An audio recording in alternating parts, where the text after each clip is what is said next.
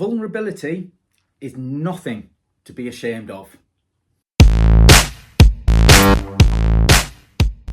One of the things that prevents many people from seeking help when they're struggling with their mental health is that we are scared of what other people might think and the implications of that on our career, on our relationships, on our friendships, and that prevents far too many people from seeking the help that they need. It's really difficult to admit that we need help, and particularly for men who, are brought up often with this idea that we have to be strong.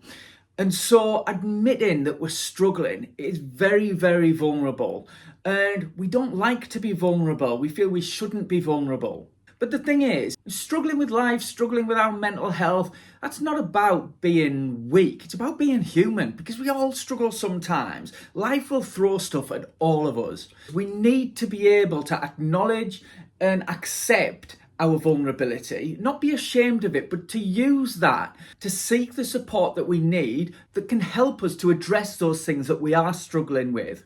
So I'm going to give an example from boxing. Every single time a fighter gets into the ring, they're vulnerable. They're going to get hit. With life, if you were alive, life is going to hit you. None of us are spared that. We're all vulnerable to the punches that life can throw at us. We can't stop it from throwing punches, but what we can do is learn how to roll with the punches, how to defend ourselves, and to get support that will help us to do that. So to give you an example using a specific punch in boxing, okay? I throw a punch, a jab. So I throw the shot. Now straight away, as soon as I throw that shot, I'm vulnerable, right? So I'm wide open here to be hit back by my opponent, all right?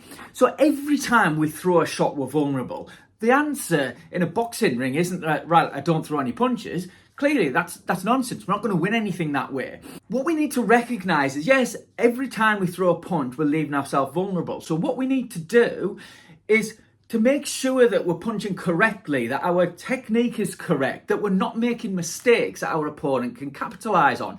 So we minimise that vulnerability. So for instance, using the jab, if I throw it out and I've got my chin tucked behind my shoulder and I bring it back there, I'm much less vulnerable than if I throw it out slowly, leave it hanging there, if my chin's up in the air, if I throw it out and bring it back here. All of those things leave me much more vulnerable to a shot than here. I might drop this arm, leaves me vulnerable on both sides. So the issue isn't about we shouldn't be vulnerable, because we are. It's about how we minimise that. If people are ashamed to struggle, if people are ashamed to admit to be seen as vulnerable, the cost can be catastrophic. So with regards to men in particular who, like I said, find it especially difficult, suicide is the biggest killer of men under 50. 75% of suicides are by men. Now, clearly these are issues that affect women as well, but as we can see from the figures, the scale of it is greater with men because, in large part, these social expectations that we grow up with about what it is to be a man, and again, having to be strong and not be vulnerable, they're so ingrained and it is so damaging. And the fact is that many men that do sadly take their own lives will have never told anyone about how they were feeling. They will have never sought help. Now within boxing, so that example I gave, if we recognise we're making a mistake that leaves us vulnerable for counters, so we're always bringing our jab low and getting countered with a right hand, well, we know then, we acknowledge, right, that's something I can't keep doing. So we'll work with a trainer, we'll spar with our training partners to help to address that vulnerability, okay, and to minimise it. And it's a similar thing with our mental health, with struggles in our life, being able to talk to other people who can help us to find solutions to what it is that we're struggling with. And also when we do connect with others, and particularly if we connect with specific mental health support, which we offer here at Knockout Depression through our Out of the Blue Corner membership community, part of the thing that we see is we recognise, oh yeah, it's not just me.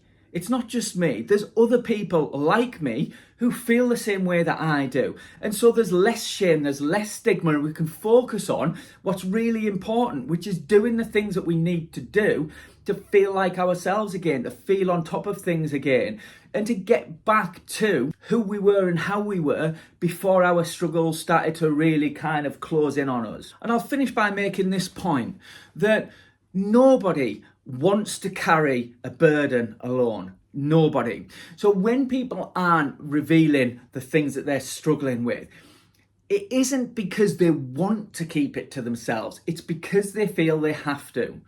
Because the costs of revealing that seem too great. And I think it's something that we really need to pause and reflect on and consider as a society. Why it feels so difficult that people would actually take their own lives before they would speak to somebody else to reveal the fact that they're struggling and they need support. Because we all need support sometimes. In boxing, we all need a cornerman. Even the best fighters that ever lived have had someone in their corner, because we can't do it all ourselves. We can't do it all on our own. I'd like to implore anybody that does feel that they're struggling and feel ashamed about it, feel that they shouldn't be struggling. It's normal, it's human, and you don't have to struggle alone. I'll leave details of our Out of the Blue Corner membership community in the description. If that's something that you feel might be helpful for you, then please do take a look. Get in touch if you've got any questions. Until next time, take care, keep punching.